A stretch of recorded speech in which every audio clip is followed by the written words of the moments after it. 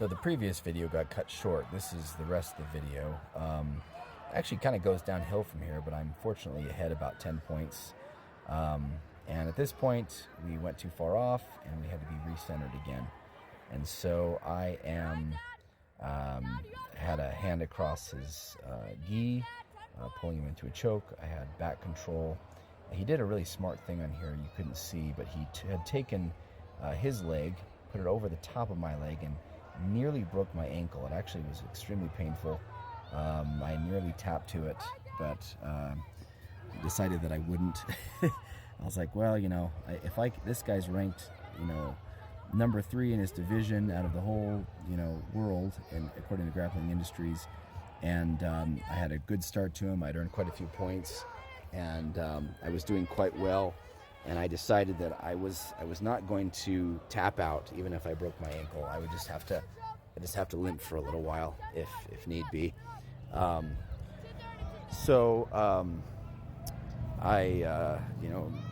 basically just attempting to stay ahead in points. I know this guy's very skilled. You can tell by the 11 gold medals that he's earned, and he's also in great shape, even though he's older than I am. And you can tell he really knows what he's doing.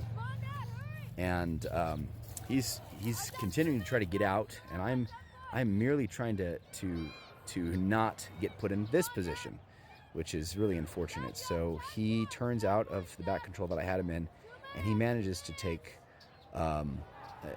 he gets into my guard. And from here it's pretty dangerous because there's a move that I was certain that he's familiar with, where you take the person's gi and you wrap it around their throat and choke them.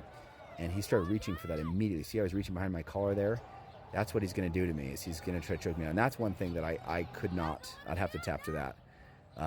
So he's reaching for that, and I'm hoping that maybe I can get out from this position. But unfortunately, I let him have side control and 3 points of knee on belly with my attempts to get away from his powerful gi choke that he was trying to do on me there. And he's very methodically, very slowly working the advantage on me here.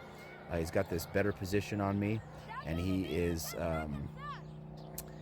he's attempting to get me in a compromised position by cranking on my neck from the back here. What he's going to try to do next is take full mount.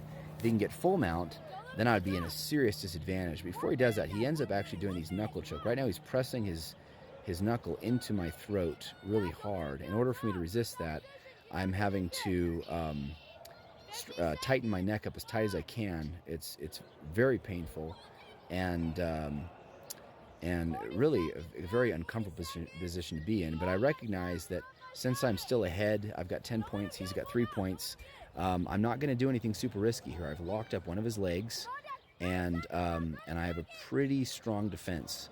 And so I was just going to say, all right, I'm going to focus on resisting. He's trying to choke me. He's trying to do different things to me. I said, I was looking over at the clock here. I'm like, okay, I can do this for a little while longer. I just don't want him to get any more points. I don't want him to get full mount. If he got full mount, that could be the end of me right there. And any crazy escape attempts could result in him getting full mount. So if I just keep this for a while, he'll run out of time, and I will win the game. And that's exactly what happens. Time runs out. It's 10-3, and I managed to win this match against this very worthy opponent. Great guy, really cool guy actually.